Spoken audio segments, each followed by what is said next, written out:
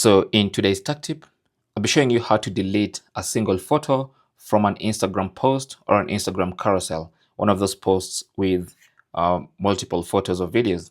So what you want to do is go to your profile and find that post. So let's say it's this post, for instance. You can say this is a carousel with multiple pictures and videos.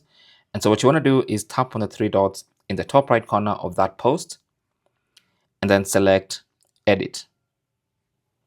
Now that's going to open the post editor where you can edit the caption, you can edit, you can add product details, all that stuff.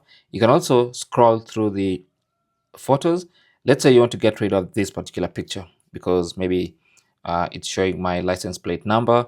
So what you need to do is tap on this little delete icon on that particular photo. So you can tap on delete. It's going to ask if you want to delete media, confirm by tapping on delete, and it's going to get rid of that particular picture, as you can see. And you can go doing that for any photo you want to delete from your carousel or from your Instagram post. And then once you're happy with the ones that remain, tap on the check mark in the top right corner and save your changes. There you go.